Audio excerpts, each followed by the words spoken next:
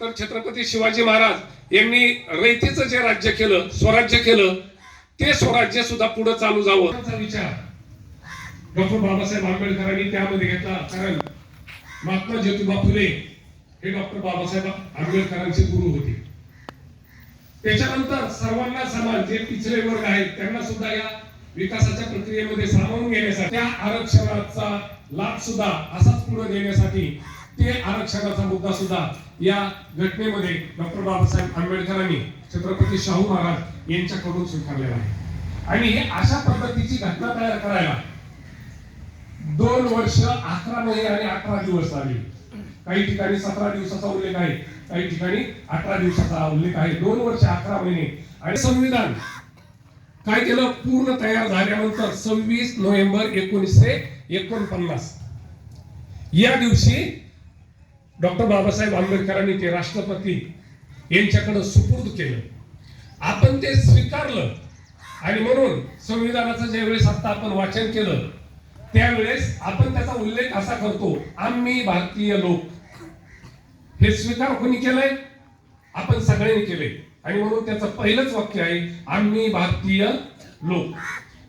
आणि आपण सगळ्यांना 26 नोव्हेंबर 1949 रोजी आपण स्वीकारलं, मान्य केलं. हो, हे संविधान आम्हाला सगळ्याला मान्य आहे आणि या संविधानानुसार आपल्या देशाचा कारभार होईल आणि तो आम्हाला सगळ्यांना मान्य असेल असं संपूर्ण भारत देशानं ते स्वीकारलं.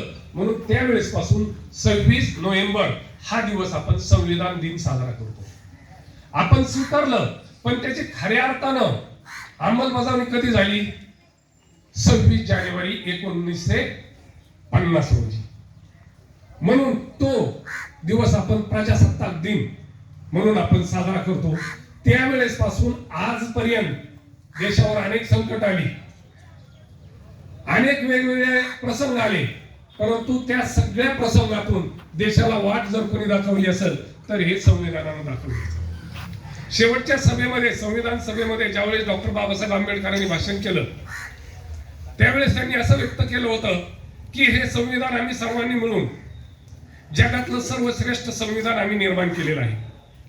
हे संविधान श्रेष्ठ आहे, पण ते श्रेष्ठ आहे की त्यामध्ये काही कमतरता आहे हे दाखवण्यासाठी जे संविधानाचा प्रत्यक्ष वापर करणारे राज्यकर्ते आहेत, हे राज्यकर्ते हे संविधान योग्य आहे की अयोग्य आहे हे चालवणाऱ्यांच्या हातामध्ये आहे. आणि तर खूप चांगलं शस्त्र यांच्या हातामध्ये दिलेलं आहे, पण त्याचा वापर कसा केला जाईल याच्यावर काही दिलं नाही.